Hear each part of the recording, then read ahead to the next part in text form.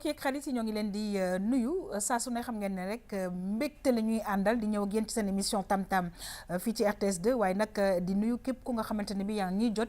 ci canal 5 bu TNT di nuyu nag suñu xarit yi nga xamante ne bi saa su ne ñu ngi jot ay message fële ca étranger di ci nuyu bépp sénégalais waaye mbokk yi nag di nuyu képp ku nga xamante ne bi yaa ngi fii Sénégal di ñu seetaan nekk ci hôpitaux yi waaye tamit ñi nekk ci prison yi en tout cas nañu koy defee saa su ne mbokk yi dañuy ñaanal ñëpp jàmm ak salaam parce que nag wax dëgg yàlla jàmm ci la lépp xàcc mbokk yi ñu ñëw ak yéen nag ci émission tam-tamu tey bi ñu ne coup de cœur ànd ci ak suñu xarit ay jakité ay tey lan la ñu indil ñu daal maquillage bu nga xamante ne bi dañu ko duppee maquillage artistique lan la ci ay wax mbokk yi dans quelques instants dinañ ci xam dara ak sujet bi mu ñuy indil ak waxtaan bi nga xamante ne bi fas yéene nañ ko séq ak moom mbokk yi bu ñu jógee ci loolu nag ñëw ak yéen ci li nga xamante ne bi moom mooy gastro nag mbokk yi tey dañu ñëw ak yéen ci plat bu ñu duppee fii Sénégal c'est bon xool daal naka lañ ko mën a defaree mu gaaw ci ñun lool mbokk yi ñu jeexal nag émission bi ak li nga xamante ne moom mooy développement personnel ànd ci tey ak suñu xarit madame Guèye Maymouna Sy Maymouna tey li mu ñu indil mooy daal naka la ñuy def ba xool daal vraiment naka la ñuy saafarawee léeg problème yi nga xamante ne bi dafay faral di am ci diggante ay nit yu nga xamante ne dañoo bokk fa ñuy liggéeyee ñu jeexal ak vue sur la toile waaye mbokk yi saa su ne dañuy am invité tey nag ñu kontaan ci sunu invité bi nga xamante ne bi dellu siwaat na ci sunu plateau muy monsieur Tahibou Diatta mbokk yi madame Régie dellu siwaat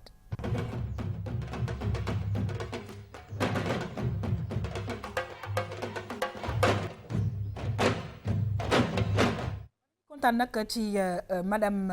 Guèye Maymouna Sy mbokk yi nag na ma ko waxee woon démb rek RTS 2 nekk na chaîne bu nga xamante ne bii defe naa ne ku ne da ngay jàpp fu ne parce que la ñu soxla rek moom mu dem ci kanam bu ñu ne nag Maymouna Sy mu ñëw ak ñun tey ci mbirum communication defe naa ne xel day dal parce que ab taskatu xibaar la xam ngeen ko Maymouna ñi ngi lay nuyu di la dalal jàmm c'est toujours un plaisir en tout cas di la recevoir te bu ñu la wooyee nag wax dëgg yàlla ci communication war mu ñu cee mën a wuyu te nag tey nga indil ñu ci li nga xamante ne bi am na solo muy naka la ñuy def nag ba léeg-léeg vraiment jafe-jafe yi ci diggante ñi nga xamante ne dañuy liggéey daal ñu xool naka la ñuy def ba mun saafara loolu ànd ci ak suñu invité dans quelques instants may kontaan naa trop te nag macha allah na nga agencé couleurs yi tey neex na ma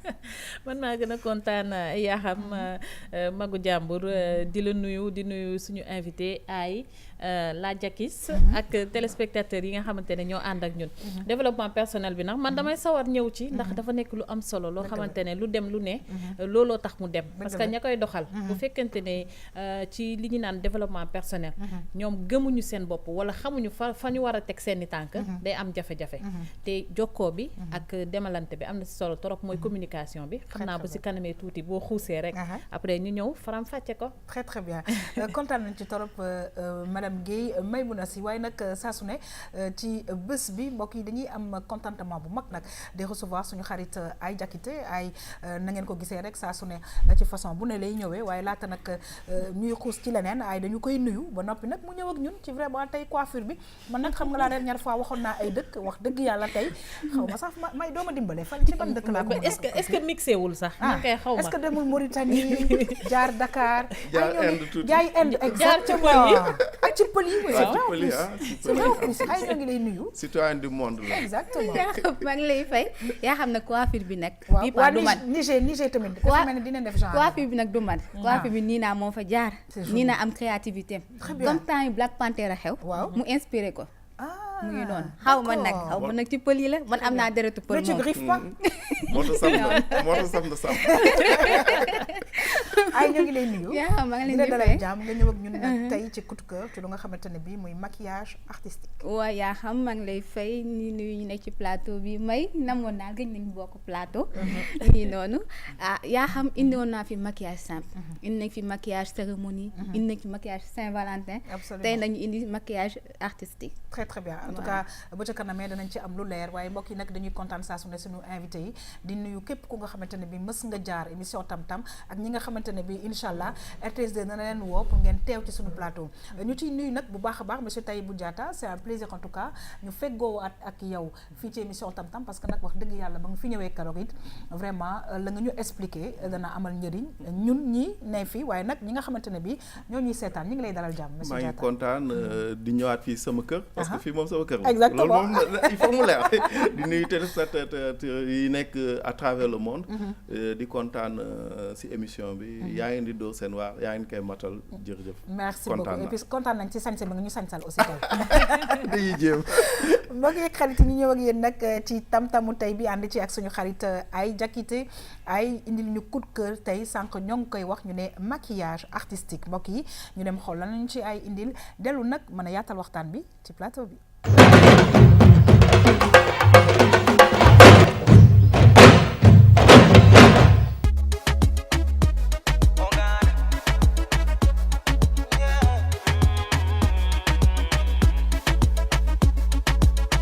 When me touch down, bed I broke down. In a late night, me and a lockdown. She found John to the side, rise a shotgun. In my dark glass, cut off shots, clocks well clean. Touch you road with the blood clot team. See a girl up on a corner, cry and a scream. Tey maquillage artistique laa leen indil maquillage la mais du maquillage beauté on appelle ça maquillage artistique li mu ëmb nag bëri na. Donc maquillage artistique boo ko gisee souvent dañ koy def soit mën na am sax pour film wala pour défilé de mode wala pour clip. On parle souvent de body painting, on parle aussi de face painting. Donc je pense que si dessin ou tableau d'art la jóge pour mën a ñëw ci yaramu nit. Donc c'est de la peinture pour le corps qu'on utilise avec des paillettes, avec plein de techniques pour génner le côté artistique au fait du maquillage. Body painting c'est body mooy yaram ci anglais, painting mooy pour peindre, pour peinture mën nañ ko waxee noonu. Face painting c'est le visage qu'on repeint. Donc dafa mel ne tey nga yor sa benn tableau d'art bu vide rek on te dit voilà le thème c'est ça nga war a ubbi sa xel pour génne benn œuvre d'art. Donc mun na nekk tournée fashion, mun na nekk aussi par exemple pour film. Souvent dañuy utiliser maquillage artistique pour vieillissement, pour ay blessures, pour plein de choses quoi, même pour transformer nit ñi et tout ça. Donc c'est plusieurs techniques, ça c'est en fonction de lan mooy sa objectif. You know say the boss a fi intervene, she say I'm a now give her the time, so of course I know say me go give her the wine. Now she say oh me is a one of a kind, and that's how she became mine. And see that, can't believe I take him girl away from me, Mokado. Can't believe I take him girl away from me, Mokado. She want a rich nigga, not a broke one. She a boss too, she get her own money. Slim thicky with a booty, yeah, she know a nigga love that shit. I love that shit. She got a man, know well, I'm like, so what that nigga got to do with us when we lost in the moment? Mun nañ ko jàng, on peut l'apprendre, on peut pas tout apprendre, on apprend les bases et après comme c'est de l'art, il faut que la personne soit vraiment créative. C'est à partir de ce moment-là que nit ki ak fu mu bëgg a yóbbu aaram, c'est là que voilà ku nekk dafay jël branche am. Ñi jël plutôt fashion, ñi jël plutôt comme ni nga koy waxee effets spéciaux, di tourner ci ay films wala des choses comme ça.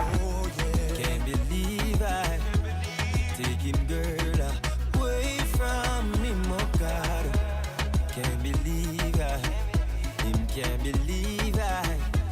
take him girl away from me, Mokado. Now the whole place I talk about the hood from New York that give her the sparks. And I'm a straight jeans pants, I'm a walla big clocks. The boy say, oh me not in class. Show him I give her all of the money in the world. Never know say him when I lose him girl to a regular youth.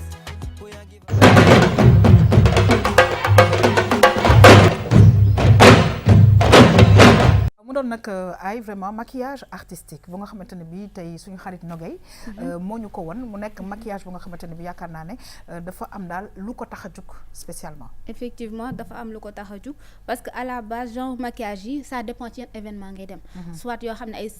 soirée costumée. wala comme ay lu jëm comme genre ay festival.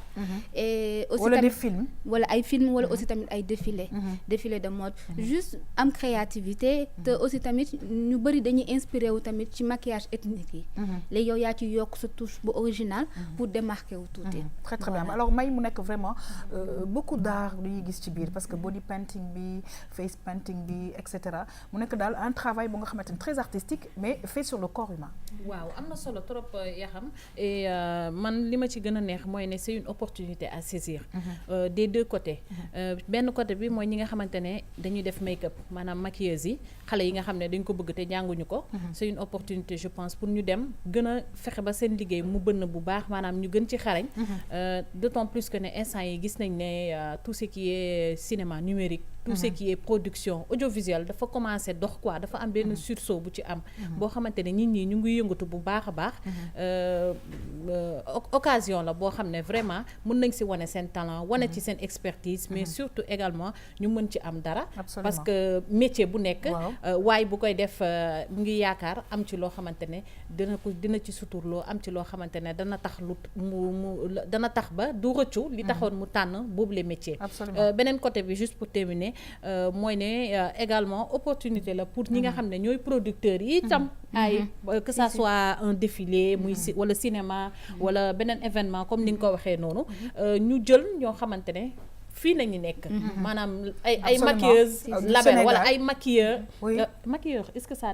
se dit oui góor buy maquiller si pourtant nag naroon naa ko invité mais xam nga gars yi dañuy occupé ba seen agenda dañuy busy duñu mën naroon naa fi invité sax as moom góor la te def maquillage waaw parce que man dama xam benn góor boo xamante ne da koy def donc moo tax on en voit de plus en plus donc comme j'ai dit occasion la opportunité la et puis nañ ko saisir très très bien alors monsieur Diatta gis nga vraiment maquillage bi nga xamante ne bi artistique c'est vrai que maa ngi koy wax ay ça dépend na aussi ci yenn situation moo tax ñu def ko ba y a des films y a comme ni mu ko waxee y a des défilés ou autre chose alors je pense que sénégalais yi tamit ñi ngi def des pas en avant par rapport à ça parce que c'est aussi important. xam nga déjà yaa ngi wax situation ça dépend situation loolu day wone créativité. absolument day wone aussi xam-xam bu wóor la. xam-xam boo xam ne kenn ko naatable. maanaam savoir faire boo xamante ne kenn du ko kii. kenn du ko werante. alors lii dafa laaj créativité dafa laaj dosage dafa laaj lu bëri. dafa laaj xam-xam bu wër. tout à fait alors moo tax franchement ñii ñu war a jàppale la.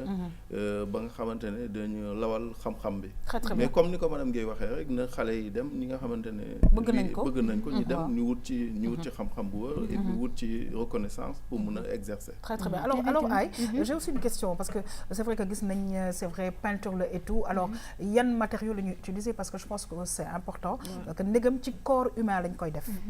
bon déjà pour dem ci madame Guèye lu ma wax may c'est vrai que défilé yi fii yu bëri dañuy jël ay nit yu jóge à l'extérieur ñuy ñëw ñu koy def te fii bon c'est vrai nga jàng ko mais tamit boo amee kii comment dirais-je kii de créativité aussi tamit mën la ci pousser te comme tu dis produit c'est très normal kii la comment c'est très simple maquillage yi la fard à paupières yi rouge à lèvres yi la même yaa ngi gis ci élément bi matériel la ñuy utiliser y a que ça yoo xam ne du agresser peau dañuy utiliser lentille parce que bon am na yenn maquillage ak yenn kii mu àndal day xaw a def comme genre kii horreur et da nga gis même fii Sénégal léegi da nga gis même yenn clip yi genre ay ñoom Dip ak yeneen artistes tamit dañuy utiliser genre maquillage artistique yooyu pour histoire de se démarquer. très très bien alors est-ce que ku mel ni par exemple Nogay moom nga xamante ne bi léegi mi ngi fas yéene di ko transmettre ñeneen est-ce que moom dafa dem gëstu ji à l'étranger si ñoom toujours dañuy jàngi ñëw pour jàppale jeunes yi nekk fii peut-être am na ñu ko bëgg mais xamuñu fii ñu bëri bëgg nañ def yenn formation yi mais école yi amu fii am na nag ay écoles yu commencé ubbi petit à petit pour mën a jàngi parce que am na yenn formation yi tu es obligé nga dem yeneen dëkk budget la xaalis la alors que mën na yem fii genre Nogay yi ak ñeneen ñoo ngi ubbi seen école di jàppale ay jeunes di leen jàngal et di leen aussi tamit di leen guider parce que da ngay jàng ba pare après doo xam fan ngay jëm des fois dañuy dem ci ay yenn tournage yi wala moom sax mën na jàppale nit ki guider ko wan ko mën nga dem fi ak yeneen ak yeneen. Alors ce qui est intéressant aussi May c'est vrai que défilé de mode yi léegi maquillage standard yi dañ koy xaw a teg de côté c'est-à-dire que léegi tu vois da ngay jël am benn thème booy utiliser am nooy maquiller sa ay mannequin pour ñu mën a sol yére yi nga xamante ne et par contre on a beaucoup de créateurs quand même de mode. waaw yaa xam li nga wax dafa am solo parce que de plus en plus ci défilé yi wala événement yi comme tu as dit les gens veulent sortir des sentiers battus. Absolument. looloo tax créativité bi da ci am solo bu baax a baax maanaam nga xam li nga bëgg def lan la dëppool. Absolument. Autre chose aussi mooy événement yooyu il faut que muy ànd ak lu ñu naan une certaine scénographie wala mise en scène boo xam ne mooy mettre en valeur itam maquillage boobu beneen volet boo xam ne bëgg naa ko wax ci maquillage bi ay junj na ko sànq mooy le fait que ni dañuy puiser aussi si suñu patrimoine culturel waaw dañu xool par exemple chez les Bassari nu ñu defee ñoom seen si ñoom c'est naturel ñoom dañ koy def naturellement ñenn ñi dinañ inspiré wu ci yenn ethnie yi par exemple les balafres wala ñu inspiré wu ci beneen waaw ci jamu yi ci lépp waaw ñu mettre ko en valeur ci kanam wala ci yaram loolu yaakaar naa ne am na solo trop wante olof dafay faral di wax yaa xam naan booy bay tàmbalee sa weewu tànk ñun fii ci biir kër gi am nañ fi suñu maquillage chef de service maquillage mi nga xamante ne moom tamit je pense que c'est l'occasion ñu cité ko Awa Kanouté Cissé mi nga xam ne moom it mu ngi ci def liggéey bu am solo voilà donc ñoom Awa ñoom Nogay ñooñu ñëpp ay pionnières lañu yoo xamante ne dañu war a transmettre flambeau bi bu ko defee secteur boobu noonu mën a dem bu baax a baax ba nga xam ne dina nekk vraiment benn levier boo xam ne dinañ si mën a sukkandiku ba mu taxaw exactement parce que nag oui dimension artistique boobu dafa am solo dama jàpp ne Afrique kenn jiituñu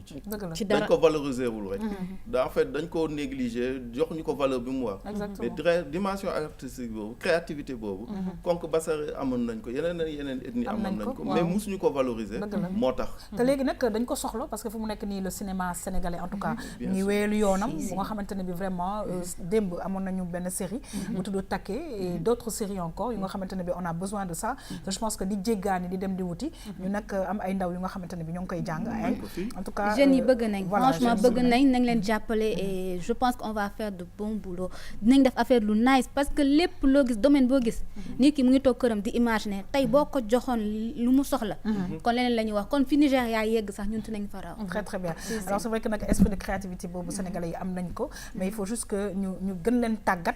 pour que façon maquillage artistique yi mu gën a yomb ci ñoom ay on va terminer waaw pour avant de terminer bëggoon naa comme dem nañ ci Nogay ñu xool ay images yoo xam ne tamit à l'extérieur ñu xool à peu près ngay xool amul sax différence très bien ci man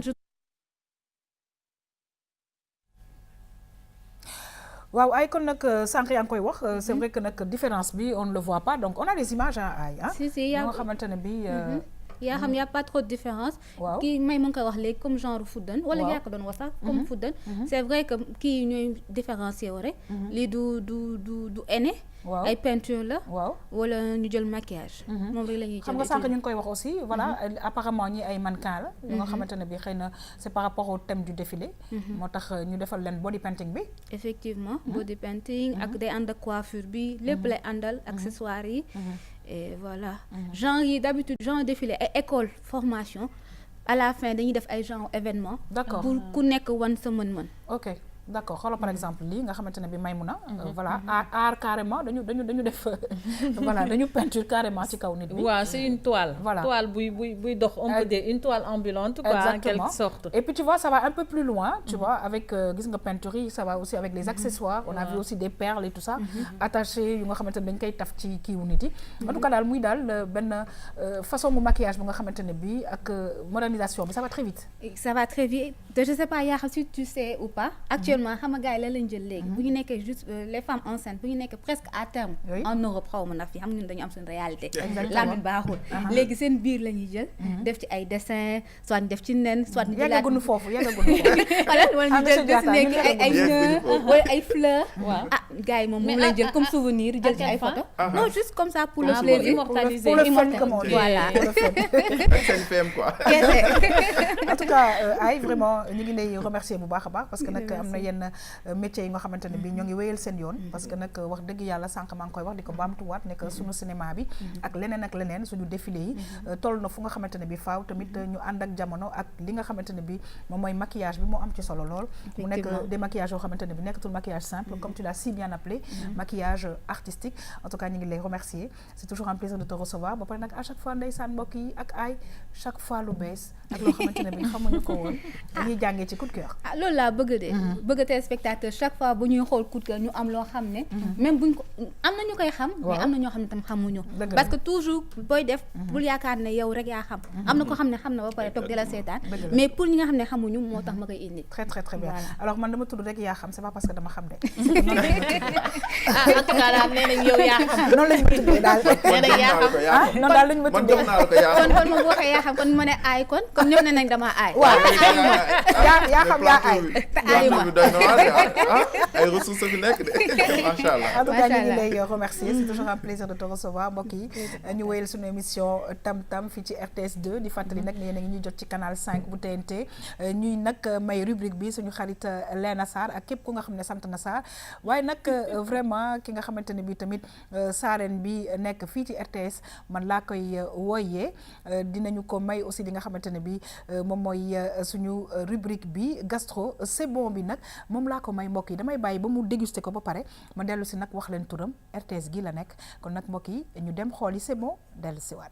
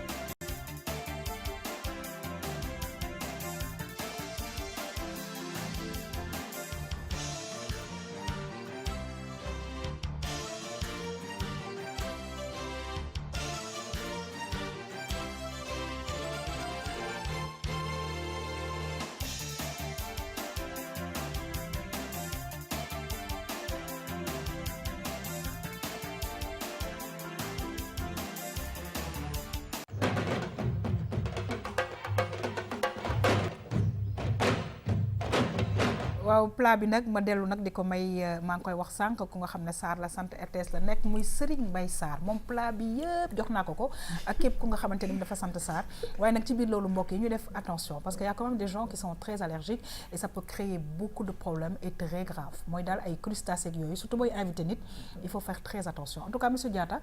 dëkk ba nga xamante ne bi fa nga sosoo muy Casamance fa naan nag foofu nag wax dëgg yàlla ñu ngi nuyu waa RTS Casamance ak waa Casamance yi ñuy seetaan c'est bon dafay neexee lool parce que jën yu rafet yu bees tàq ngay am waxuma la sax dafay neex mais dafa baax si yaram gars yi dem leen foofu waay weekend dem leen fa VSD réceptifié ngi fa ngeen changer air daal di lekk ci lu baax li très bien et puis nag may nga gis nag ne que vraiment kànja j'aime bien aussi en tout cas man j'aime bien kànja si lekk mais nga gis nag léegi tamit jigéen ñi wax dëgg yàlla facilité ñu yëpp kenn nekkatu fa di bati et cetera si mixeur ngay dugal rek daal di bës affaire bi baax mais nag tamit gën yi tamit am na secret am na secret parce que cafka bi du nekk benn xam nga les genres plastique la wala bu ñu ko defaree ba defar xëy na dañ la naan silicone la mooy matière bi gën a jege lu naturel li nga xam ne moom nga koy remplacer wante gën bi boo ko ci defee ba def ci kànja bi riij bi maanaam ni ngay téye gën gi ak ni ak kuur gi loolu rek c'est un art xam nga da koy xaw a wengal nii gën gi doo ko jël rek teg ko nii mu ne ràpp non monsieur Diatta n'est-ce pas dafa am noo koy téye am na ñu koy ñoo xam ne ci gën la ñu riijee am na ñoo xam ne ci leket la ñuy def waaw très bien am na ñoo xam ne tamit suñu mbokk waa Casamance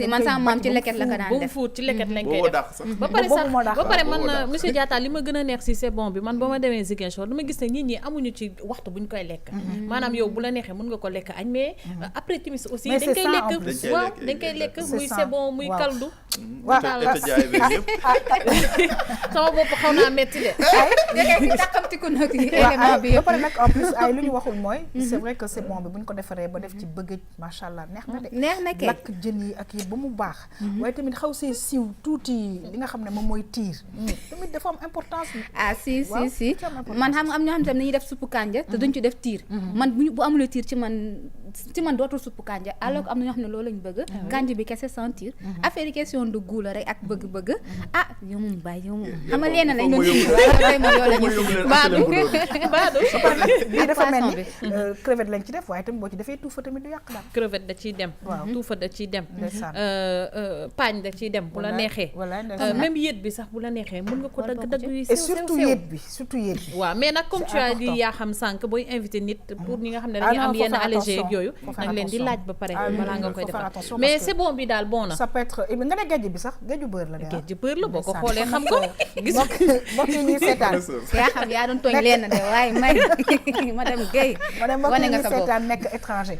gis ngeen nekk Sénégal yi yéen yi fi te sax yéen fa ngeen nekk aussi lépp dafa leen fay fekk parce que nag wax dëgg yàlla sénégalais yi boo leen gane ji à l'étranger defe naa ne bu ñu la toggalee plat wu Sénégal yi dafa mel ne sax caf ko bi dafay gën a xaw a doy waar en tout cas ñoom itamit ñu ngi leen di nuyu parce que saa su ne bu ñuy seetaan léeg-léeg yenn émission yi dañuy sax xaw a nostalgique en tout cas yàlla na yàlla defal leen yéen ñëpp jàmm fa nga xamante ne bi fa ngeen nekk mbokk yi mu doon nag gastro vraiment ñu ci nuyu encore suñu xarit Serigne Mbaye Sarr bu RTS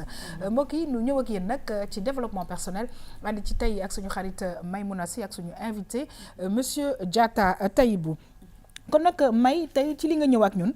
dafa nekk lu am solo ma xoolaat sama feuille yi parce que May daal wax nañ ko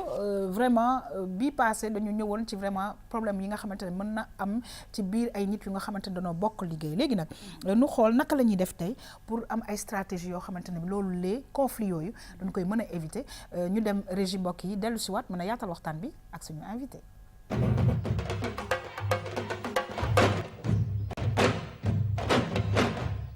Quand on parle de communication interne, moi, ça part de l'idée d'un projet. Donc, des groupes de personnes, ils ont d'ailleurs bëgg taxal benn projet ci kaw entreprise ci kaw entreprise ñun bu ñu dajee nag dañuy fexe ba projet boobu noonu ñoom seen bopp ñu définir ko bu ñu ko définir ba pare jox ko tur ubbi ko entreprise bu ñu ko ubbi entreprise ba pare nag commencer communiquer en interne seen biir pour mun a xam carrément projet bi ñu yëkkati bu ko jëmale ci askan bi ñun déjà suñu biir nan lañ koy yenoo balaa muy génn ci biti loolu mooy base communication interne léegi ça a tellement évolué ba nga xamante ne gën na efficace mais à l'époque quand on parlait de communication interne am na outils yi ko daan définir mooy tey à l'époque mu ne journal d'entreprise ci la bokkoon tableau d'affichage ci la bokkoon ay mailing ci la bokkoon ba léegi sax mu ngi ciy bokk wala ay événement d'interne événement interne d'entreprise yoo xam te léegi nii bu ñuy waaj a génne benn produit dajale personnel bi yëpp testé ko bàyyi la ñuy poser question réponse tout ça et tout ça c'est pour faciliter fluidité bi am ci personnel bi ñi déggoo am les mêmes niveaux d'information di réagir noonu di delluwaat encore di def ay contre-proposition ba affaire bi jekk ñu soo ko mën a génnee mais communication interne dafa basé tamit sur les valeurs de l'entreprise parce que quand on parle de communication c'est d'abord avant tout les valeurs de l'institution qu'on appelle les valeurs de l'entreprise parce que ñoom boo fekkente entreprise dafa taxaw ne day dafa man entreprise la dama bëgg a def telle activité jëmale ko ci askan bi activité yooyu dafa am ay valeurs yi ko rapporté boo jëlee par exemple état bi par exemple l'État c'est une institution l'État porte des valeurs tey boo dégg ñu ne état dañu ne carrément am nay valeurs yi muy porté comme un peuple un but une foi par exemple ça c'est les valeurs que l'État porte jëmale ko ci askan bi li ci kaw valeurs yi noonu en interne dañ ko war a matérialiser avec des supports internes de communication nga xam ne ñi ñëw di seet ci état bi bu ñu dugg ci en interne dañuy gis tout un ensemble de supports yu illustré li état bi waxoon théoriquement parlant mooy un peuple un but une foi ci ay affiches ci ay supports ci ay plateformes wala ci ay écrans wala ça dépend sur la partie médiatique donc loolu mooy li nga xam ne moo koy matérialiser avec des outils de communication léegi nag avec le développement des nouvelles technologies de l'information et de la communication ça va plus vite peut-être les réseaux sociaux sont impliqués donc valeurs yooyu mën na gën a gaaw a yaatu ci kaw développement de la communication interne.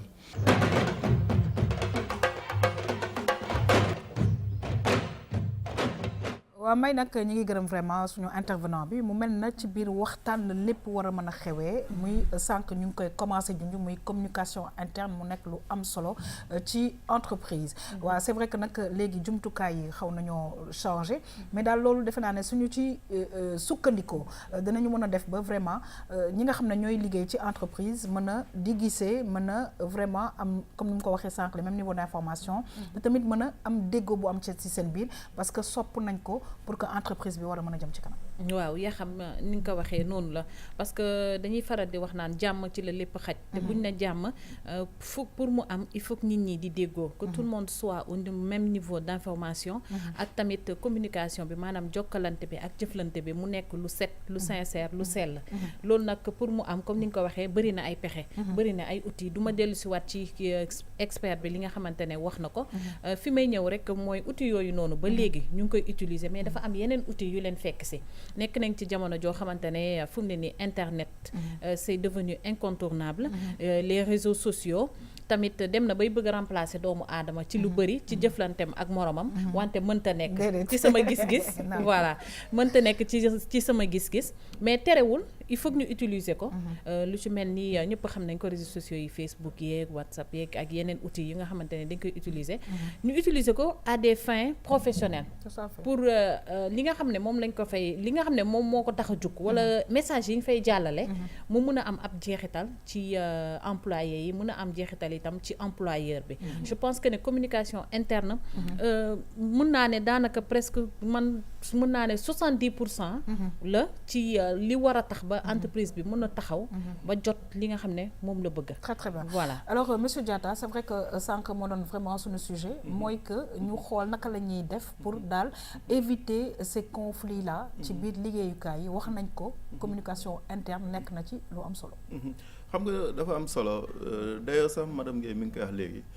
communication interne dafa nekk loo xamante ne mën na indi entreprise mu atteindre ay objectifs am comme mën na indi ay blocage source de blocage alors di nga gis entreprise yoo xamante ne nit ñi suivant seen personnalité li ñu naan les traits psychologiques inférieurs langage sémiotique langage des signes day renseigner ci personnalité nit ki alors am na benn technique bi ñu naan MBTI day permettre ñu xam kan mooy introverti kan mooy extraverti suivant nit kooku niñ ko xamee soit introverti moom day toujours day effacé wu il est discret calme inhibé ak yooyu moom toujours mi ngi à l'écart loo ko boolewul du ci wax de tànk ne woo ko lii loo ci xalaat lan moo ci sa wàll lan nga ñu mën a apporter du la tontu alors extraverti mooy koo xam dafa bëgg a nekk au devant de la scène te dafa sujet yëpp am na ci tontu en plus de ça dafa nekk koo xamante ne le plus souvent mën na la wax loo xam ne da lay blessé yi demee noonu donc boo xoolee trait psychologique MBTI technique bi xam kan mooy introverti xam kan mooy extraverti facilement dans les entreprises di nga gis ne conflit de personnalité day am parce que duñu supportante parce que pourtant nag défaut de communication moo ko indi parce que nit ki lu ci am solo mooy entreprise ñu xam ne nit ki doo ko jàpp ci loxo bi ne ko forcément yow ni ngay xalaatee ni ngay sentiree ni ngay gisee ni ngay bëggee dox daja la nit ki dañ koy bàyyi ak particularité nga fekk si ko nga naxante ak moom ba mën a nekk ak moom parce que loolu bu amul li ñu naan ci entreprise li développement personnel di wut ci entreprise mooy provoquer l'efficacité collective. D'accord. Efficacité collective mooy savoir se retrouver sur l'essentiel et taire les divergences personnelles. maanaam ñu bàyyi lépp li nga xamante ne parce que entreprise boo fay ñëw da ngay indaale sac boobu nag dafay am li nga xam ne mooy sa jikko sa particularité sa say fréquentation li nga gëm li ngay sentir yow ni ngay gisee di nga gis koo xam ne midi dafay bëgg a pause du moins dafay bëgg a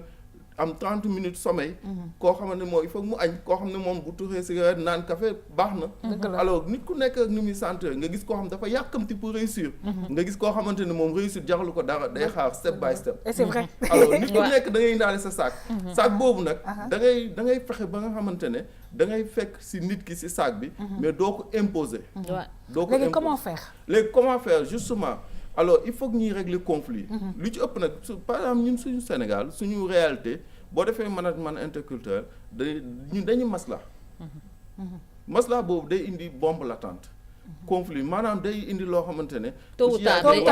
day exploser te day mel ni nen bu nëb ñu koy seetaan di ko seetaan bu exploser day yàq foofu yëpp donc il faut que ñu am ay stratégie nag am na évitement lu ci ëpp gars yi événement li ñuy utiliser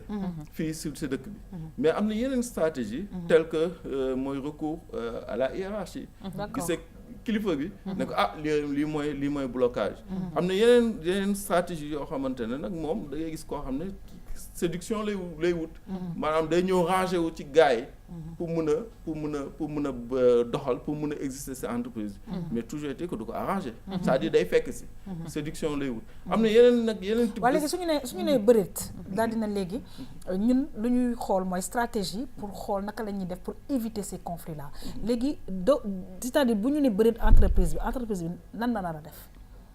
waaw entreprise pour commencer dafay am entreprise yoo xamante ne pour commencer déjà première difficulté amuñu manuel de procédure day am conflit de personnel fiche de poste amul manuel de procédure amul da ngay gis koo xam ne day liggéey ba ñëw fekk ci keneen ki moom daal di def affaire nii bu ko def moomelam mu indi problème donc il faut que ñu am manuel de procédure ci sama expérience waxuma nag ay enseignement expérience pratique laay wax manuel de procédure fiche de poste d'abord ñu am en interne benn type de communication journal yi intranet mais intranet bu ñu koy def il faut que ñu assurer wu ne nit ñi employé dañ lire parce que bu dul loolu day nekk investissement boo xamante ne day am xaalis mais du am njëriñ et puis du am finalité bi maanaam njeexitaay bi duñ ko daj alors intranet mun na journal d'entreprise mun na mailing group mun na ko ak yeneen ak ay rencontre séminaire yi sax ak burn out yi mooy génn dem yóbbu gars yi fenn ñu daal di am familiarité ak yooyu bàyyeeku disons alors yooyu yëpp c'est des stratégies mais nag bu ñu ko deful entreprise yu bëri finalité entreprise wutul kii rek tout kese lu muy wut mooy un bon chiffre d'affaires alors chiffre d'affaires boobu tant que nit ñi nekkuñu benn tant que nit ñi huiler ñu machine bi communication interne tant que deful ba mu déroulé wu nii comme tapis rouge alors affaire boobu chiffre d'affaires boobu day jafe jot moo tax aussi am na beneen réalité aussi au démarrage de l'entreprise non seulement ñu identifier postes yi fiche de poste manuel de procédure mais ñu jox ku nekk gëddam ku nekk xam fu muy taxaw tout à fait ku nekk xam lan mooy sa responsabilité lan la ñuy xaar ci yow jox la ay objectifs clairs mais nag am na entreprise yoo xamante ne comme Elton Mayo ni mu ko doon wax rek entreprise moom ku si nekk rek dañ ko war a jox gëdd gëdd boobu nag waaw parce que ku nekk am nga sa importance parce que sànq yaa ngi wax c'est vrai que intranet bi et cetera mais am na ñu nga xamante ne bi ñu ngi doxal entreprise bi te xëy na seen njàng yeggul foofu et cetera donc je pense que il faut aussi des moyens de rencontre de sensibilisation comme ni ñu koy waxee pour que vraiment la communication mu mun jàll entre les agents et comme ni ñu ko waxee c'est important. di fête anniversaire yi di créer ay moments. Nous on le fait à RTS2. Ah c'est une très bonne chose. di fête du lu ndaw. du lu ndaw ça communique. ça participe à la communication à la communion. nit ñi dañu war a nekk benn.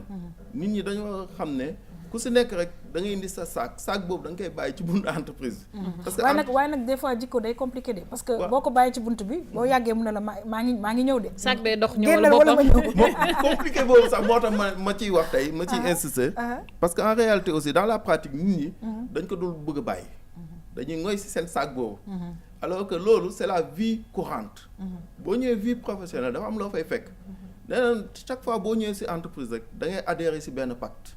d'une manière ou d'une autre lien de subordination saa yoo boo signé contrat rek. am na lien de subordination da ngay adhérer pacte bi mooy lan nii la ñuy doxee. il faut nga bàyyi sac bi foofu. alors comme ni nga ko waxee nit ñi dañ ko dul bëgg a ba. dañ ciy ngoy di ci kii mais en réalité. day indi toujours ay conflits de personnalité surtout nag yenn entreprises yi nga xam ne conflits de personnalité qui ne disent pas leur nom. day am rétention d'information. Massamba di yéexal liggéey. Fatou alors Fatou bu ko nee kii Fatou bu amee dynamisme bëgg affaire gaaw Massamba di ko yéexal te hiérarchie bi du ci yëg. waaw alors ay conflits de personnalité ay rétention d'information. ay façon de ni ñu koy waxati galgal nit keeg yuy demee noonu. alors yooyu yëpp. kan moo ci sonn entreprise entreprise bu ñu seetloo ba seetlu entreprise man musuma gis kenn koo xam ne bu amee de mu ñëw ma may ko ay millions yoo xam ne dama koy wuti parce que awma millions yi alors gisuma kenn koo xam ne entreprise mus na mu ñëw ne man damaa nuyu Sonatel wala dama nuyu Senelec wala dama nuyu RTS2 dëgg la RTS2 Senelec si papier la boo gisee ñu naan entreprise mooy nit ñi fay nekk. mooy les ressources humaines personnes physiques yi. personnes physiques yooyu ñoo war a créer interaction dynamique boobu. bokk ndey bokk baay. am benn objectif ñu bañ a am ay sous-objectifs. comme ni nga ko objectif inavoué yi. ñu daal di dem. waaw parce que nag may bëgg naa léeg-léeg ñu ngi xaw a fàttali mais yow yaa ngi nekk ci entreprise boo xamante ne bi xëy na yaa ngi def muy am ay conflits et cetera mais bu suruxee. mais sa famille surux parce que la nga xamante ne bi teraanga bi moo la koy jox dama yaakaar ne war nañ ko mën a jàpp. waaw war nañ ko mën a jàpp bu baax ci surux boobu noonu ngay wax daf ñu yóbbu ci leneen loo xam ne certainement leena dina si ñëwaat wala man muy communication en période de crise ñu xool naka nañ ñuy dégager stratégie ma bëgg a dolli dara rek ci li nga xam ne suñu invité wax na ko c'est vrai entreprise moo ci gën a sooxe ressources humaines yi tamit ñoom it dinañ ci sooxe ndax entreprise bi moo leen fa bàyyi ñoom itam ñoom ñoo fa bàyyi entreprise bi kon kenn mënul dem bàyyi sa morom li ci war rek peut-être xëy na mooy ñemewante waaw ci biir ñemewante boobu sànq yaa ngi koy wax ñu def ay sorties lu ci mel ne ay team building ci la bokk def ay événements d'entreprise par exemple l'employé du mois def tamit lu ci mel ni ay ut kenn koo xam ne médiateur lañ koy wax wala sage boo xam ne day dox ci diggante ak nit ñi ak tamit su ma ñëwaatee ci saak boobu muy wax ku ci nekk bu indee saakam dañu retrouver wu ci li ñu naan diversité culturelle nag buñ ci nekkee il faut que tout le monde se retrouve autour de l'essentiel. L'essentiel mooy lan par exemple buñ ne RTS2 naam RTS2 rakku RTS la le public mooy raison d'être am wante ñun itam fii dañu ne encore plus proche de vous ñu kon proximité ci loolu nga xamante ne bi entreprise bi wax na ko ne lii la bëgg mooy valeurs yi ak vertu yi foofu laa bëggoon jeexalee ñu fekk si loolu muy slogan yi nga xam ne entreprise bu nekk am nga ko charte graphique bi nga xam ne entreprise bu nekk am nga ko buñ ko toppee déggoo ci rek dinañ amaana xëy na amoindrir wàññi daal ragalante bi ak mooy tonte bi mu nekk lu am solo lu nga xamante ne bi may soulever na ko muy aussi bien entreprise bi slogan am ak fa mu bëgg a yegg voilà mais may dafa wax lu am solo maanaam dafa teg mekokrom ci góom bi parce que da ngay gis entreprise yoo xam ne nit ki daf fay nekk ñu recruter ko mais xamul vision entreprise bi c'est ça loo xamul doo ko mën a épouser te entreprise mënoo ci nekk si sama xam-xam bu gàtt sama xalaat bu gàtt mënoo ci nekk te doo développer li ñu naan sentiment d'appartenance maanaam da moomeel lay doon ba nga xamante ne bi ku tudd entreprise bi nga nekk nga defante moomeel la te si commencer préposé à l'accueil moom moo koy njëkk a développer mooy vitrine bi moom la ñuy njëkk gis moom la ñuy mujjee gis bu ñuy génn alors moomeel boobu pour mu am nag il faut nit ñi xam vision xam fi ñu jëm xam slogan bi xam lu ñu bëgg xam charte graphique xam lu ñu bëgg mais nag di waxtaan ak nit ñi aussi au recrutement je pense que c'est important parce que am na ñi nga xamante ne peut-être dañ leen di parachuter dans des entreprises xamuñu exactement kii lan moo ko tax a jóg je pense que léeg-léeg nag ci recrutement yi aussi di ci waxtaan ak nit yi ne entreprise bi nii ak nii la ñu bëgg mu doxee parce que lii ak lii nit yi nga xam ne dañ leen di recruter comprendre ko ça aussi je pense qu'il faut insister là-dessus mais effectivement li nga wax ni man dama ko gisaat pratique moo tax may wax da nga koy gis mais après nit ki dañuy jékki-jékki rek gis ko nii nit ñi duñu xam nit ñi aussi duñ jéem a comprendre nit ki ñëw maanaam ñi ngi ko naan yow moom doo fi baax le alors donc du coup mu nekk beneen problème alors te lu ci gën a am solo mooy nit ñi nañ gëm yàlla tey wane seeni compétence tey jéem a innover tout le temps. très très bien alors li nga wax dafa am importance nañu gëm yàlla. am na ci solo loolu. innover wane seen compétence am na ci solo. ba pare di innover. parce que comme na ma ko waxee defe naa ne fa nga nekk. te kuy innover ñu bañ la bàyyi ñu bañ la teg nag kii dafa waane day jaay affaire rek day kii rek di la galgalal day di la teg étiquette. dafa waane day jaay affaire. xamul boppam waaw yaakaar na ni mun na lépp. innovation si innovation la ñuy. jàllale pour dem développement ñu bàyyi nit ñi daal di innover ba pare di ñu jéem a liggéey dama koy wax toujours fa nga nekk muy sa teraanga defal ba vraiment mu jëm ci kanam parce que bu delloo ginnaaw nga dellu ginnaaw te yaakaar naa ne kenn bëggul am mois sans salaire alors mbokk yi ñu jeexal émission bi ak Vue sur la Toile.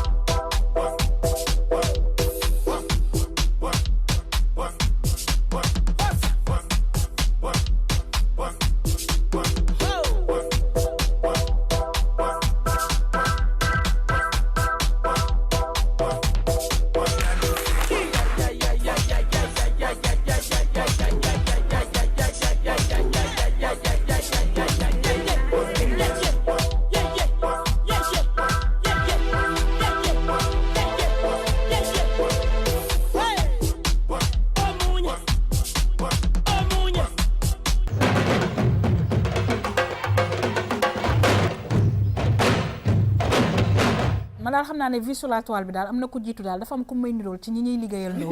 alors monsieur Tahibou Diatta lan nga gis ci sunu Vue sur la Toile bi. am na solo am na créativité mais aussi c'est fun quoi. Franchement c'est fun c'est agréable. En plus wane na ne nit ñi bu ñu bëggee def lu bees dañ koy en fait dañuy gis moyen yoon bi. loolu daal laa ci très très bien alors ci li nga xamante ne bi tey moo doon suñu sujet ci développement personnel lan ngay dénk nit ñi.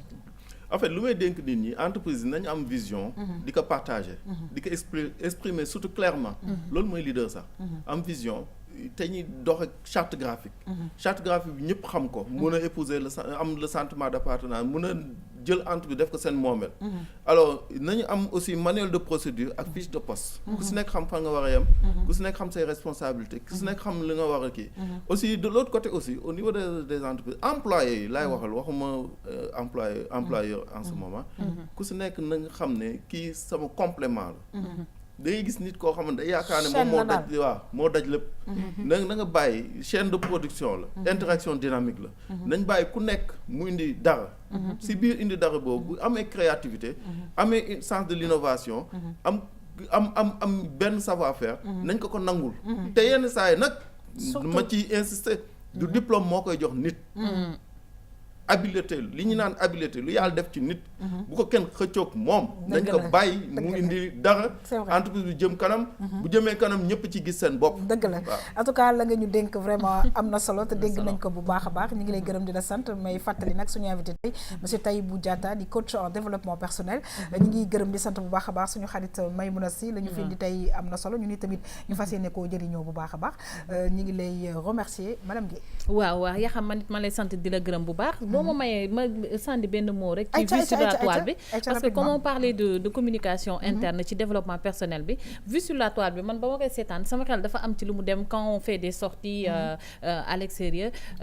lu ci mel ni ay team building wala yooyu léeg-léeg da ngay gis bu ñëpp taxawee bu ñu ñëwee premier jour dañu naan ku nekk da ngay tànn soit da ngay woy wala nga fecc wala nga def neneen et puis après à la fin comme ñii nuñ ko wanewee ñëpp àndandoo ñu defandoo benn activité commune boo xam ne day tax dafay gën a dëgëral li nga xam ne mooy valeur yi ak vertu wu entreprise wolof wax na ko mbooloo mooy doole. waaw ñu ngi lay gërëm di la sant di gërëm aussi Aïe Diakité, toujours un plaisir de te recevoir Aïe. Plaisir partagé. yaa xam di la remercier di remercier Manina Institut moom nga xam ne moom ma coiffé mu ngi nekk Liberté 6 cité CPI en face de la VDN numéro téléphone 610 69 68 tuuti nag moo ma jox combinaison bi. Joli. Merci mu nekk route de Ngor Almadies am na tam bu nekk Sacré-Cœur numéro téléphone 33 868 0000. Merci beaucoup Aïe Diakité, mais remercier toutes les équipes techniques yi nga xamante ne bi saa su ne ñooy ànd ak ñun di liggéey di remercier ki nga xam ne moom mooy Sali Anne nekk fële la brosse en face brioche dorée bi di leen jox rendez-vous incha allah suba pour beneen émission Tam Tam. Bonne suite des programmes sur la RTS 2. Au revoir. It was nice. Merci beaucoup.